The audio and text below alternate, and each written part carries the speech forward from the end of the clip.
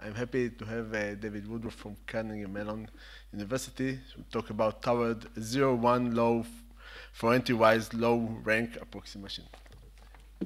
Yeah, so I'm going to talk about the low-rank approximation problem. This is a problem where you're given a matrix and you want to approximate it in a certain sense by another matrix with much smaller rank.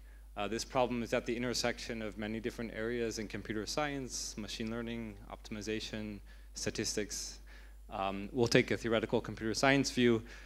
This is joint work with Zhao Song and Peilin Zhong, and this visit was supported in part by the Theory of Data Science and Deep Learning program by grants of Nir Elan and Eli Parat. So let me get started. So what is the low-rank approximation problem, or the general function version of it? So we're given as input, for simplicity, a square n by n matrix A rank parameter k, you should think of this as a small integer, and an approximation factor alpha, which is at least 1. And the goal is to output a rank k matrix A hat of the same n by n dimensions, which well approximates A under some loss function. And let me describe that more. So we would like that the loss function g evaluated at A hat minus A is at most this approximation factor alpha times the minimum possible cost of approximating A by any rank k matrix A prime with respect to this loss function. And let me say what this loss function means. So we're going to focus on entry-wise loss functions.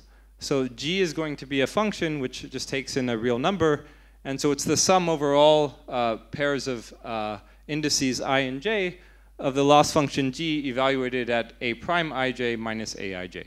Okay? So typical low-rank approximation problems concern themselves with g being the square function, for example. This would be the loss function that you can solve for optimally using the singular value decomposition. But we're going to consider a much wider class of loss functions in this talk. Yeah, so let's call this quantity opt. We want an alpha opt approximation. And low-rank approximation, just to motivate it a little bit, I mean, it's very well studied, but what are some of the reasons for wanting it? Well, one reason is that any rank k matrix can be written in factored form as u times v, where u is an n by k matrix and v is a k by n matrix. And thus you get a significant parameter reduction if this parameter k is small. So instead of storing the n squared parameters to describe A, you just store the 2kn parameters to describe the two factors u and v. It's also useful for matrix vector multiplication, right? So if I wanted to multiply A by a vector, naively this could take time n squared.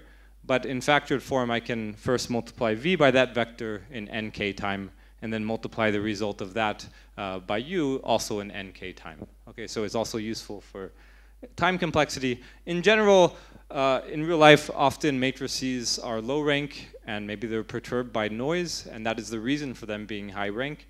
And so you can also think of low rank approximation as a way of denoising your input, if that's the case. Okay, so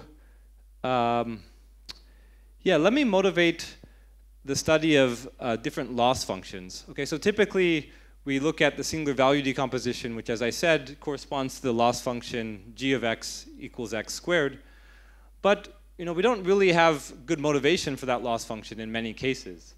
So let me give you some statistical motivation for other loss functions. So suppose you have a low-rank matrix, and you take it, and you take each of the entries, and you add IID Laplacian noise to it. Then from a statistical point of view, the best loss function to choose, or the loss function that is the so-called maximum likelihood estimator, is g of x equals the absolute value of x. Okay, so can we get low-rank approximations with this entry-wise loss function? Yeah.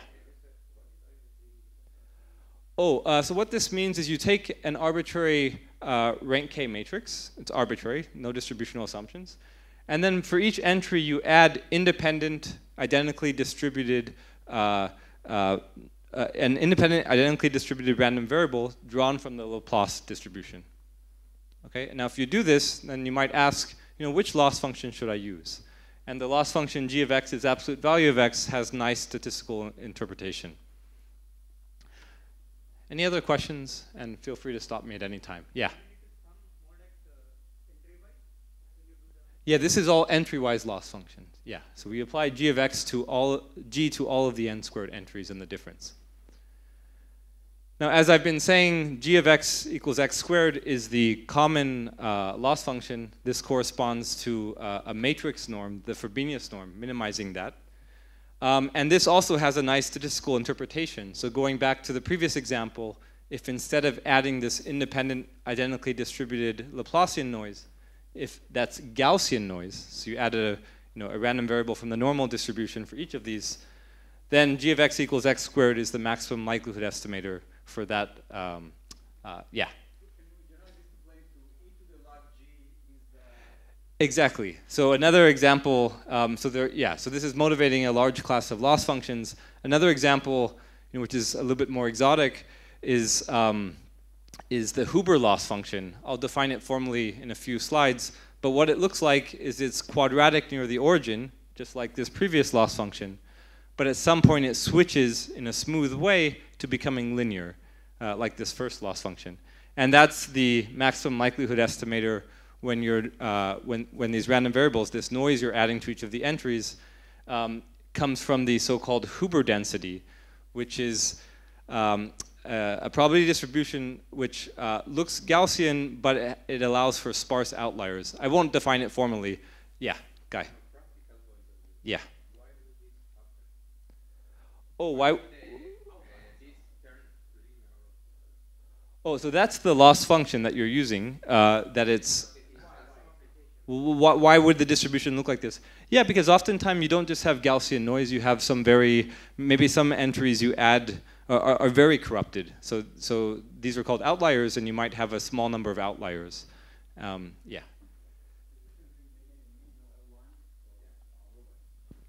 Yeah. Yeah. So these handle sort of any other questions? Okay. So this is motivation for studying general loss functions G. Let me quickly summarize some existing work on low-rank approximation with respect to general loss functions. This will mostly be taking a theoretical computer science view. I mean, I know that low-rank approximation is studied in many different communities, but let me just focus on this slide on worst case guarantees. So we're not going to assume anything about the input matrix A. It's arbitrary. And we also want very fast running times. So running times that are nearly linear in the description size of your matrix. I'm calling these input sparsity time algorithms. The time complexity is proportional to the number of non-zero entries in your input matrix. So the Frobenius norm, arguably the most studied loss function in this class, has a long history with this state-of-the-art due to Cohen. So for this loss function, you can achieve linear time algorithms that get 1 plus epsilon approximations. There's also the notion of spectral norm low-rank approximation. This actually does not fit into our family of loss functions since it's not an entry-wise loss function. So here you try to minimize, for rank 1, this would be trying to find the max eigenvector in the case of a symmetric matrix. But there are very fast algorithms for this. Not input sparsity, but a little bit worse. Yeah. Yeah, so if you have a Laplacian, you can get a spectral norm low-rank approximation very quickly. Yeah, so it is related. Weighted low-rank approximation is like Frobenius norm low-rank approximation, but instead of minimizing the sum of squares of differences, you minimize a weighted sum of squares of differences. So you have a weight attached to each of the entries. And this is often important in applications because not all entries should be weighted equally. Maybe different entries have different variance in your application, etc. This is an NP-hard variant of low-rank approximation, but there are efficient approximation algorithms. Then there are entry-wise LP low-rank approximation problems where the loss function is g of x is the absolute value of x to the p. Okay, so we saw p equals 1 and 2 on the previous slide, but you can look at general p. This is NP hard for any, well, this is NP hard already for L1, but there are efficient approximation algorithms. There's also a study of low-rank approximation in the structured setting when, for instance, your matrix A is a positive semi-definite matrix, so it has additional structure. In this case, you could hope to get even sublinear time algorithms, and this is indeed possible. So for a positive semi-definite matrices, you can get relative error low-rank approximation in time sublinear in the number of entries.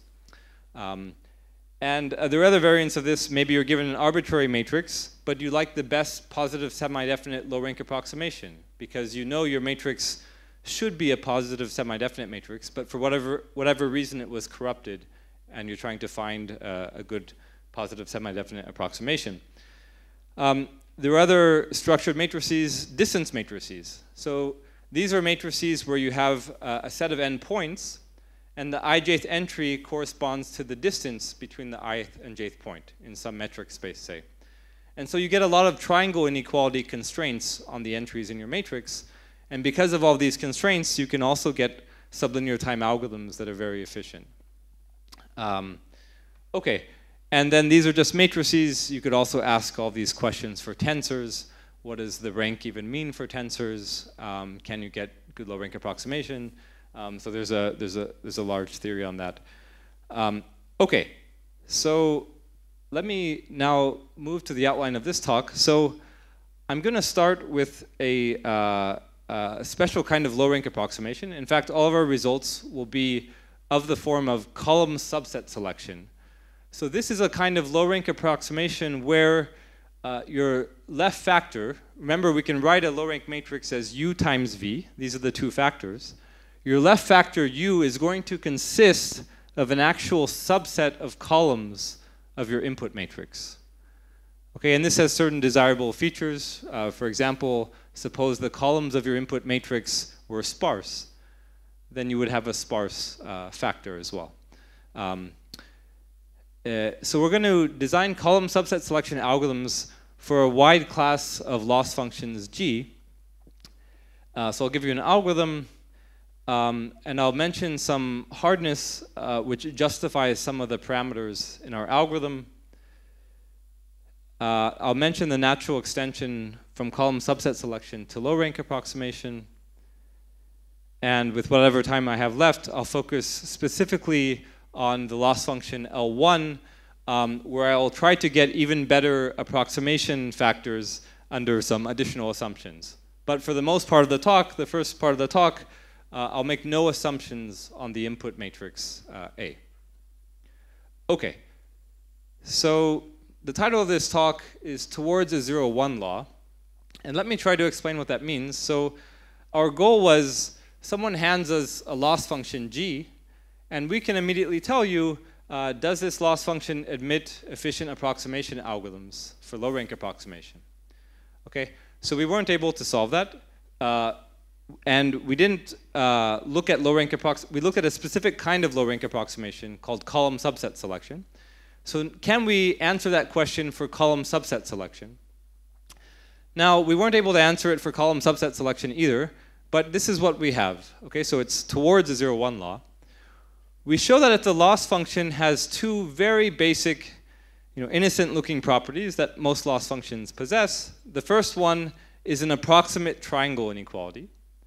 And I'll define this formally on the next slide. And the second one is an approximate monotonicity property. Okay, so if your loss function has triangle inequality and is approximate triangle inequality and is approximately monotone, and let's say symmetric around the origin, then we can actually show that for any matrix you give me, there's a small subset of columns that spans a good low-rank approximation, meaning that you can use it as the left factor of your low-rank approximation. Yeah, Guy.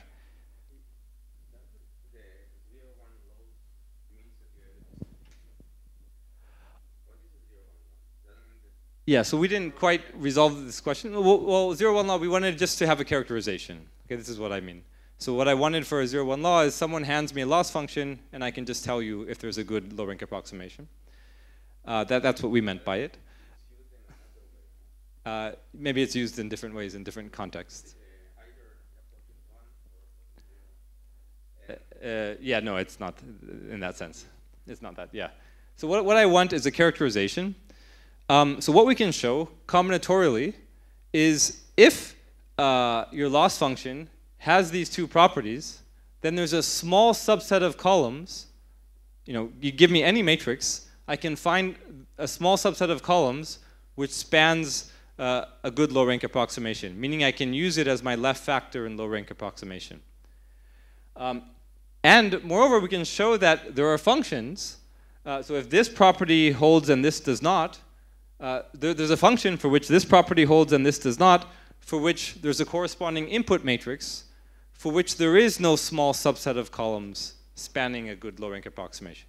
And similarly, if this property holds and this does not, or vice versa, what I just said, then there's also a function and a corresponding input for which there is no small subset of columns spanning a good low-rank approximation. Okay, so and finally, property 3 is about time complexity. So what we show is if you also have a fast regression algorithm for this loss function, then you get a fast low-rank approximation algorithm, meaning you can find that subset of columns quickly. Okay, so we actually give a reduction from low-rank approximation to regression. So we say that if you have an efficient regression algorithm, you get an efficient low-rank approximation algorithm.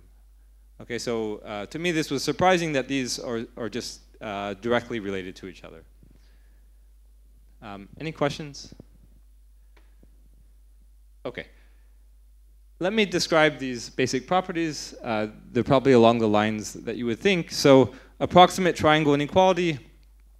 For an integer k, we say the loss function g from the reals to the non-negative reals satisfies the ATI, or approximate triangle inequality, property if for any real numbers x1 through xk, we have that g applied to the sum of these real numbers is at most this parameter ATI times the sum of g applied to each of these numbers.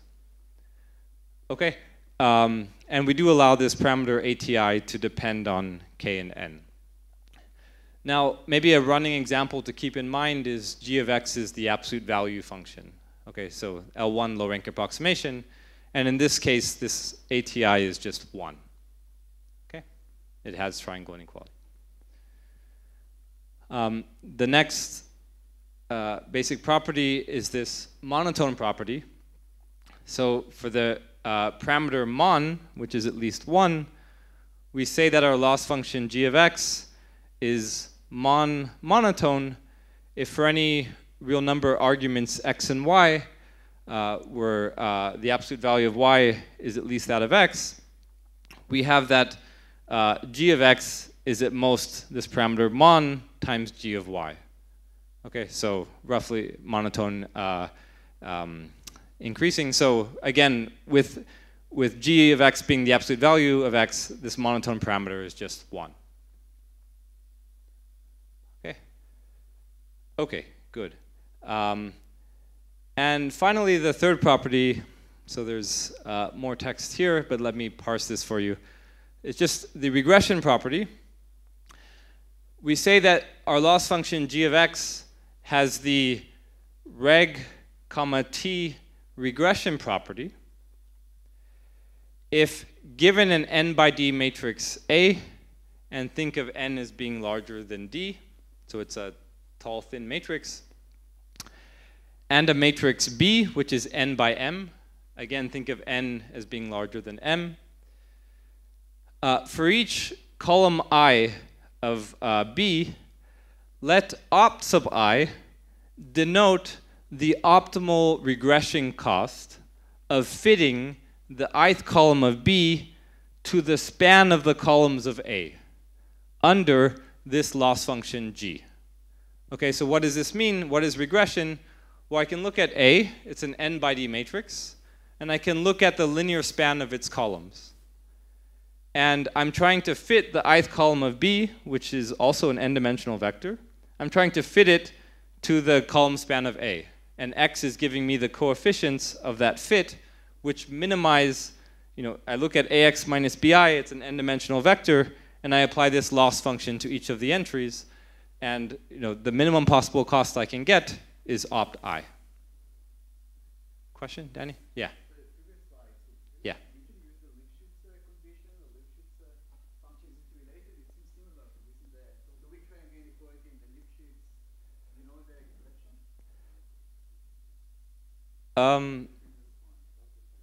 Yeah, it's not exactly the same, but yeah.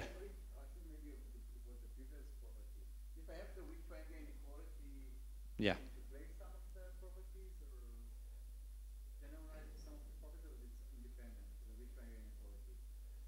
The fact that I have this weak triangle inequality, you're asking if it implies some Lipschitz condition?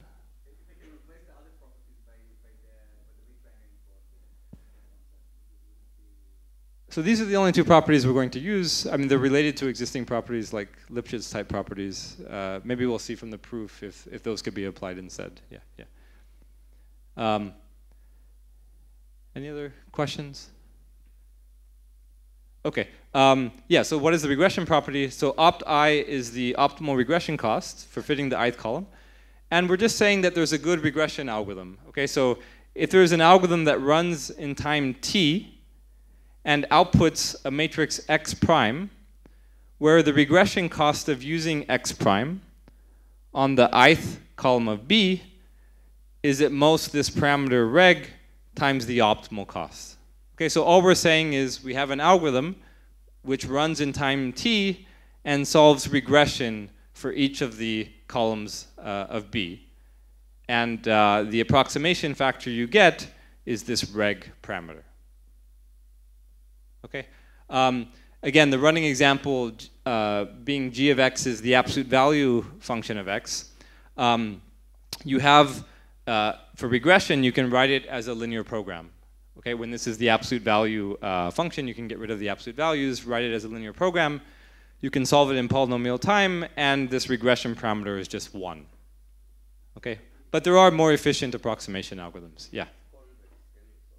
Yeah, exactly. So in fact, if this, for example, is any convex function, you're minimizing a sum of convex functions, you can solve this. So any of the p norms can also be solved with parameter 1 here. Any other questions? Okay. Okay, so those are the three properties. And here's the main result for column subset selection. Okay, so we're given this n by n input matrix A, this rank parameter K, and this loss function G. And G has these basic properties, okay? So it has the ATI approximate triangle inequality, the monotone property, and the regression property with reg approximation factor and time t. Let opt be the optimal rank K approximation cost for A under loss function G. Then there's an algorithm which runs in time t, the time for regression, and it outputs a small subset S of columns. So the size of S is order k log n. Okay, now remember A has n columns, and we're outputting k log n of them, such that if you look at the following, so A sub S is the restriction of A to that small subset of columns. If you look at the min over all possible right factors x of A sub S times x minus A with the g-norm loss, then this, this value is at most the product of these approximation factors, ATI, mon, and reg, times order k log k times opt. Okay, so yeah, Menor. Yeah, so great question. So this is a bi-criteria algorithm. The rank of the output is going to be k log n, which is larger than k. We're not going to get k. I also am going to justify on the next slide why it needs to depend on n. Okay, we handle a very wide class of loss functions, and for some of these, we can show that you actually need a dependence on n. Yeah, so let me just go back to our running example where g is the absolute value function. What happens is that all three of these parameters are 1, and we get an order k log k approximation to entry-wise L1 low-rank approximation. Okay? Yeah, question?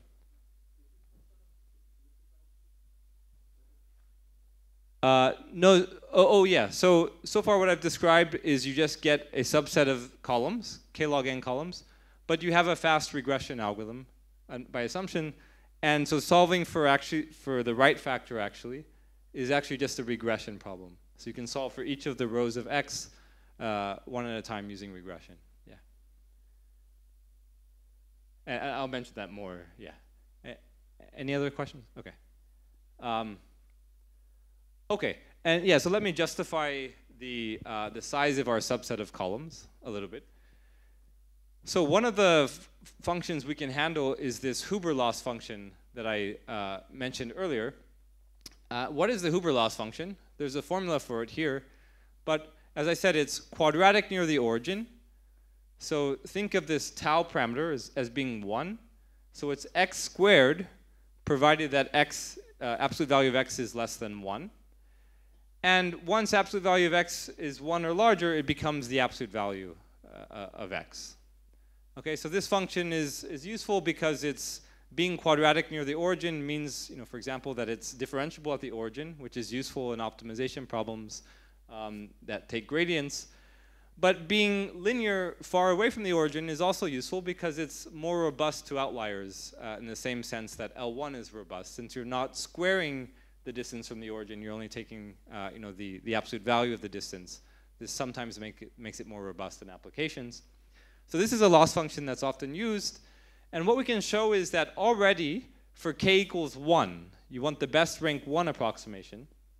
There is some input matrix A such that if you only select root log n columns to try to approximate this matrix, there's no good constant factor approximation in their span, meaning that for any subset S of columns of size at most root log n, if you try to use that subset of columns as your left factor for low rank approximation, the best approximation you can get is super constant. Okay, so it's little omega 1 times the best possible rank 1 approximation cost.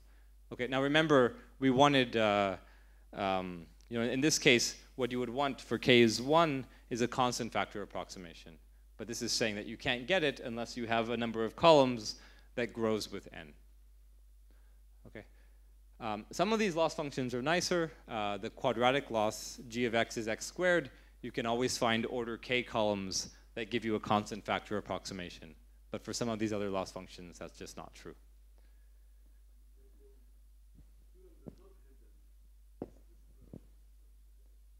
It does, right? So the square loss is an entry-wise loss function. G of x is x squared. So these properties that we need, so it's certainly monotone, and we have this approximate triangle inequality. So we're only going to apply this on k numbers, and we allow this to depend on k. So in general, when g of x is absolute value of x to the p, this will be some, and p is a constant, this will be some polynomial in k. Although you wouldn't want to use this theorem specifically for the case p equals 2 because you can do better with other methods. But for any other p, I don't know how to get a low rank approximation without going through this. Okay. Right. Questions? Okay, good. And yeah, so going back to your question, there's also an algorithm for low rank approximation. If you get the left factor, then you can solve for the right factor in low rank approximation using your efficient regression algorithm, also in the time to solve regression. So there's immediate corollary to low rank approximation. Okay, so let me actually just describe the algorithm to you. So there's pseudocode here that I'll go through, But it's a very simple and what I hope is a practical algorithm. So all the algorithm does is it starts by uniformly sampling 2k columns, or order k columns, okay? It's just uniformly. It looks at all of the remaining columns, and for each remaining column, it regresses it against the 2k columns that you sampled, okay? If the regression cost is small, then we say that that remaining column is covered, and we no longer consider it. Otherwise, the regression cost is large, and we keep that column alive. And the claim is we're going to cover a constant fraction of columns. Okay, meaning all we do is we uniformly sample 2k columns, and for a constant fraction of remaining columns, the claim is that those columns have small regression costs against the 2k that we uniformly sampled. Now we've thrown away a constant fraction of columns, we have a constant fraction remaining, and we do the same thing again. We uniformly sample 2k columns from that constant fraction remaining. And again, we're going to have the property that we cover a constant fraction of the remaining columns, and so on. After log n iterations, we'll have covered all of the columns. Okay, that's the whole algorithm. Now you might have some concerns. Well, you know, what if I have some outlying column? You know, some column that, one column that really dominates the cost. How am I ever going to find it with uniform sampling? Of course, you're not going to find it in the first round, but the point is you'll find it recursively. Okay, it might be the last column that survives. The main claim is that you can cover a constant fraction of columns in a given iteration just by uniform sampling. So let me go through the pseudocode in a little bit more detail. So yeah, this function is general function low rank approximation. We're going to have r equals log n rounds. These are these log n iterations. T0, let's let this denote the set of active columns, the columns that have not been covered yet. Initially, this is the set of all n columns. And for I equals 1 to log n, we do the following. We let m be the number of columns that are still active, not covered yet. Initially, m is n. And we have this following inner loop, which we repeat log n times. This is just for success probability amplification. But what do? Just as I said, we uniformly sample a set Sj of 2k columns from the set of remaining columns that have not been covered yet. And we update the, we let m be the, the set of active columns. We remove that those 2k uniformly sample columns from the current set of active columns.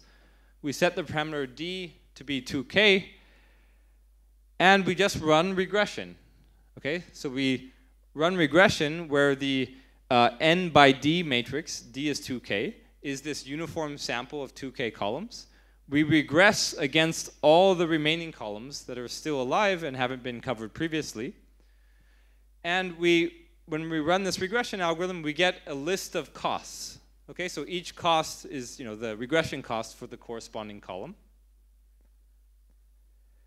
And we sort these costs, and we take the bottom, let's say, m over 20 of these. So it's a 1 over 20th fraction of the current set of columns. We let rj be the set of these columns. And we let vj just be the sum of the costs in this bottom subset of m over 20 columns.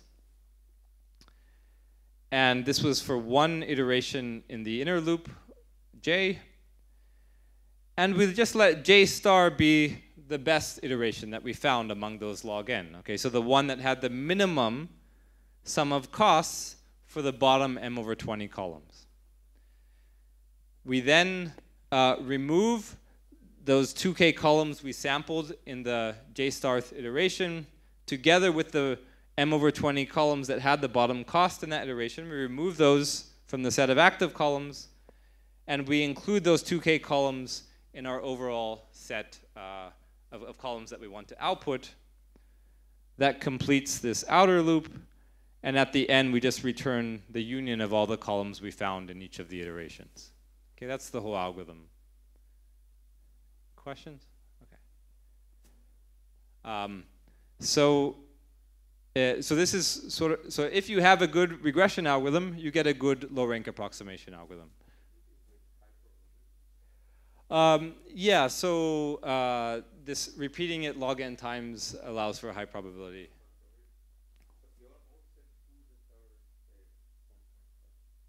What is it? 2k columns will cover a constant. Yeah, 2k columns will cover a constant fraction with constant probability, and by repeating this log n times, we can amplify the probability. Yeah.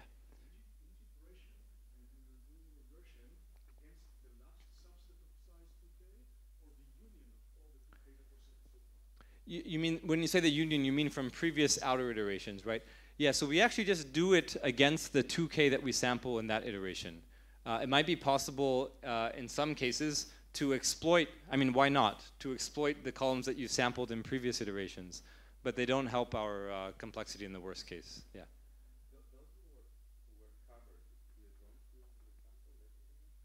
Sorry? Right. Yeah, so what we do is if we've already covered some set of columns, we've discarded them, and we've also discarded the 2k that we sampled in previous iterations are among those that we've already covered. So we've discarded them, and we have a new problem. And we just do that, we uniformly sample 2k from the current set of columns, completely ignoring what was in the past. Yeah. Yeah, maybe you can improve it. For certain loss functions, yeah,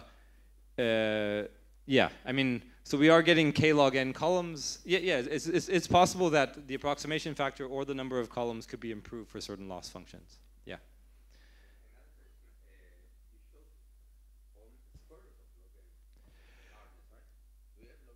Yeah, it's a good question. I think we do have log n now, but it's not written here. Yeah.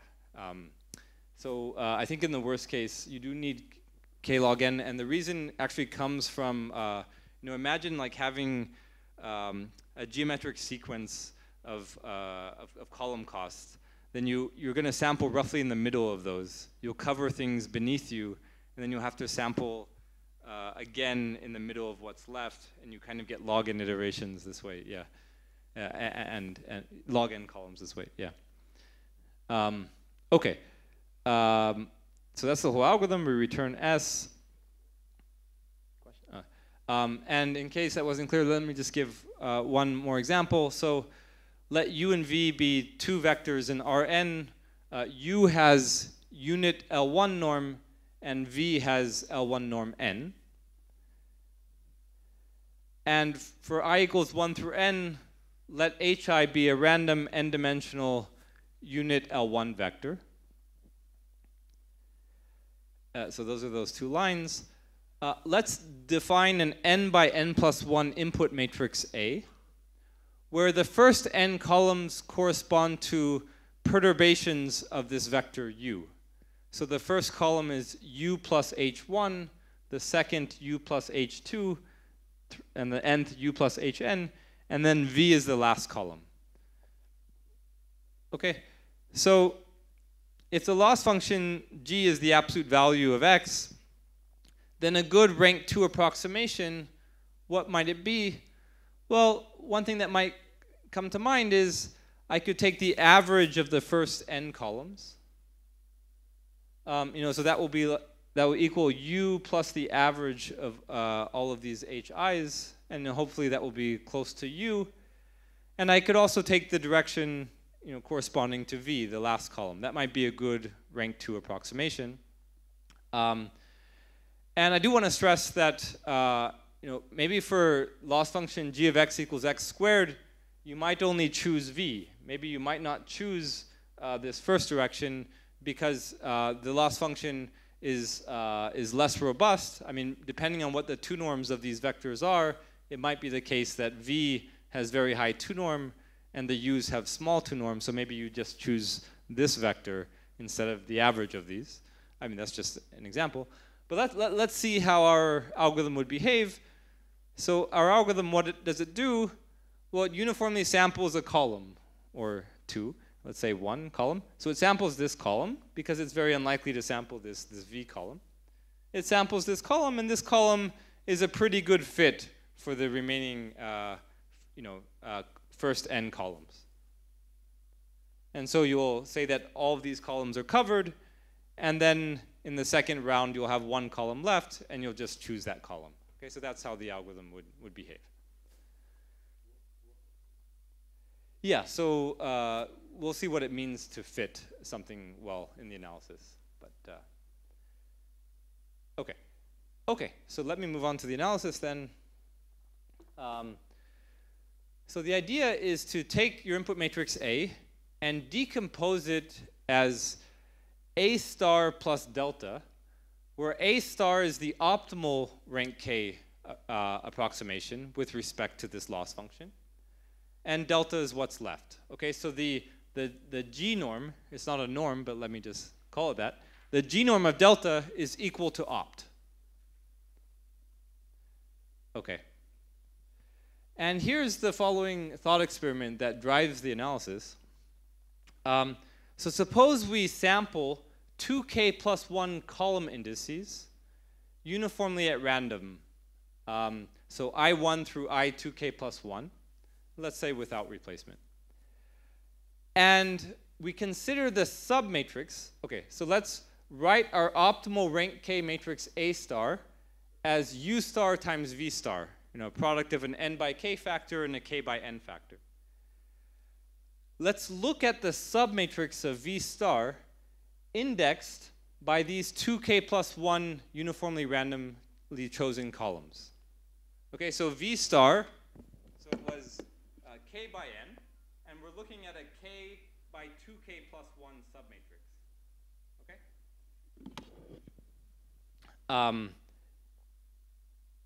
And the main claim is that if I look at this k by 2k plus 1 submatrix, there's some subset of k columns there that have maximum determinant. Okay, maybe there's more than one subset. Choose one of them, say lexicographically. Okay, there's some subset of, I mean, you can break ties arbitrarily. There's some subset of k columns that has maximum determinant. Now, you chose these indices, these 2k plus 1 indices, uniformly at random.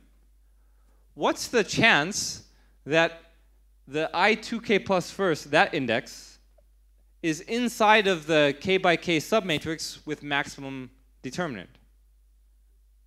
Well, by symmetry, I mean, I have, these are all drawn from the same distribution. By symmetry, the probability that it's in this subset is k over 2k plus 1. So the probability it's not in the max determinant submatrix is at least a half. Okay. Now, if you've never appreciated Cramer's rule before, let me just mention an implication of this. Well, we know that this column, if it's not in the max determinant submatrix, well, it's in the span of the other columns, in the k columns that realize the max determinant, right? Otherwise, I could adjoin it to it and I'd get higher non-zero determinant would become, the determinant would become larger. So it's in the span of the remaining columns, fine. But actually, there's a much stronger implication. Not only is it in the span of the k columns that have max determinant, but it can be written as a linear combination of those columns with small coefficients. Why is that? Well, if you try to solve an equation, you're trying to write this column in terms of the remaining columns, then if you remember Cramer's rule, you're going to get a ratio of determinants when you write down the coefficients. And since the remaining columns contain the max determinant submatrix, the denominator determinant will be at least as large as the numerator determinant. Okay, so it means that I can express this column with coefficients in terms of the remaining columns where the absolute values of these coefficients are all at most 1. Okay, this is a property of this not being in the max determinant submatrix. Question? I mean, this is just if you write down what these coefficients are, they're a ratio of determinants. the determinant in the denominator is at least as large as that in the numerator, because this column is not in that max determinant submatrix. Okay.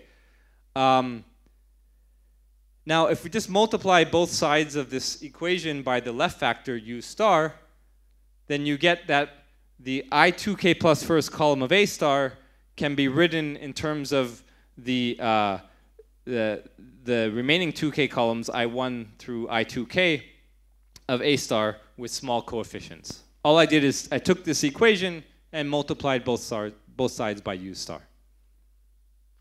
Okay. Now here is one more claim. So if we sample 2k columns from A star uniformly at random, then a constant fraction of columns of A star can be interpolated with these fitting coefficients alpha L of absolute value at most 1. You know, why is that? Well, we said with probability at least a half, we have that, you know, a random column is not in the max determinant submatrix. So it means, you know, an expectation, a constant fraction of columns have this property that they can be expressed in terms of those 2k with small coefficients. And so by Markov bound with constant probability, we can express a constant fraction of columns with small coefficients. Okay, where are we going with this? So here is the last slide of the analysis. So let's look at one of these columns, AJ star, which can be expressed as a small coefficient linear combination of the 2k columns that we sampled.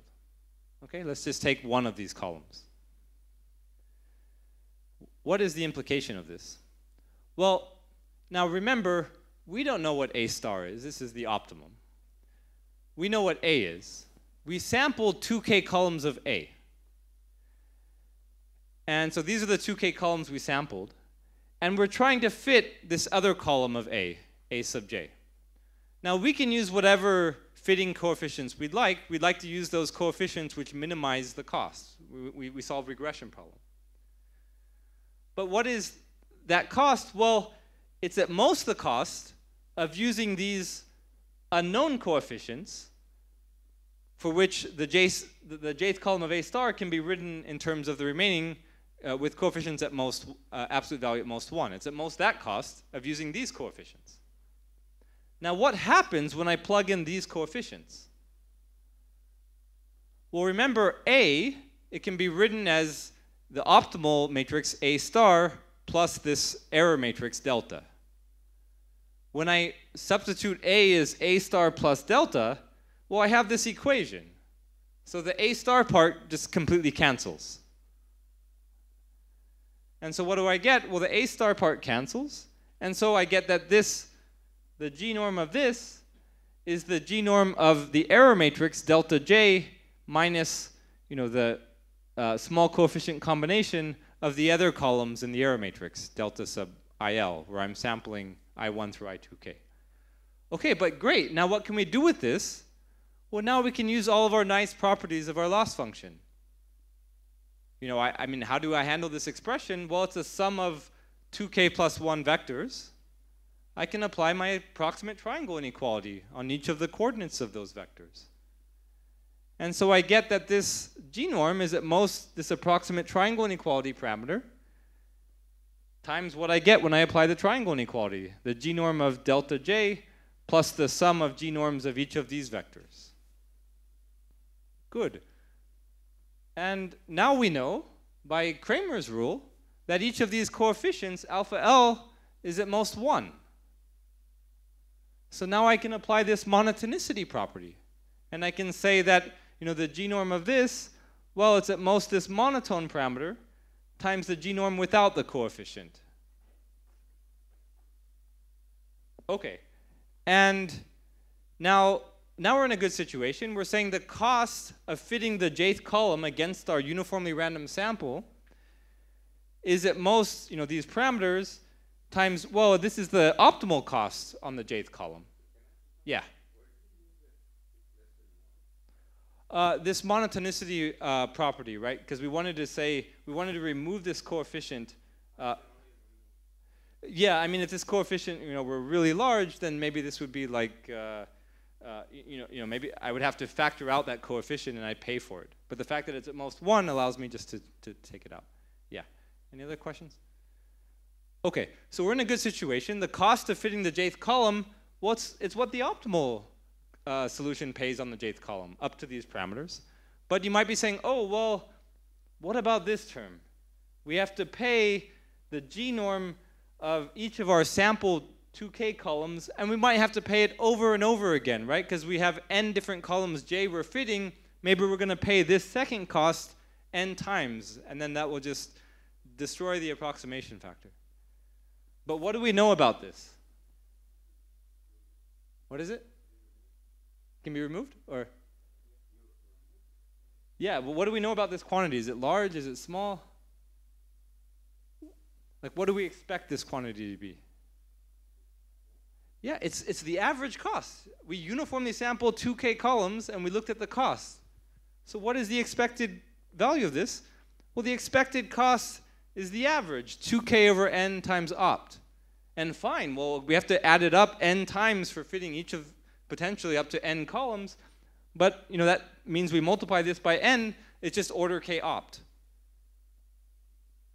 Okay, so we used randomness in 2 places. We used it to say we cover a constant fraction of columns by this not being in the max determinant submatrix. And we also used, well, on those small uniformly sampled set of columns, the cost is small.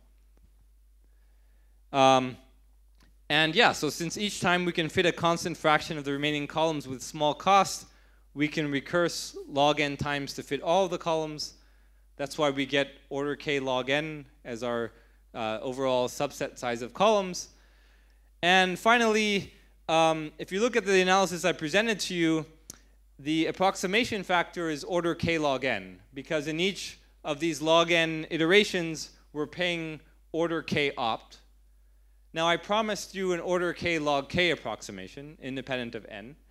And you can improve this analysis slightly from k log n to k log k by instead conditioning on, in each iteration, not sampling among the n over k columns with the largest cost. Okay, so you can order all the n columns. Here are the n over k with the largest cost. And I'm uniformly sampling 2k columns. So, with constant probability, I avoid those top n over k columns. Right? 2k is not going to hit these n over k with constant probability. And if you're repeating log n times in this inner iteration, if you condition on that, you can actually improve the approximation factor to k log k.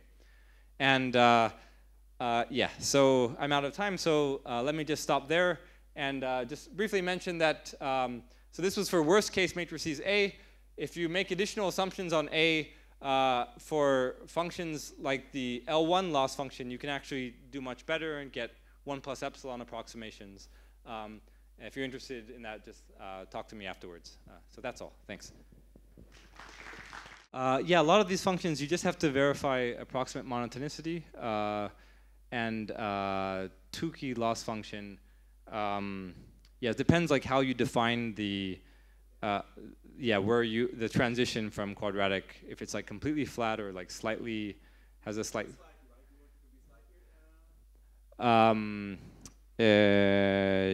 Yeah, if it's slightly, it certainly works. It would have some approximate triangle inequality depending on like that slope there. So there is another type of, another approach of handling outliers. For example, I want to totally ignore the farthest point.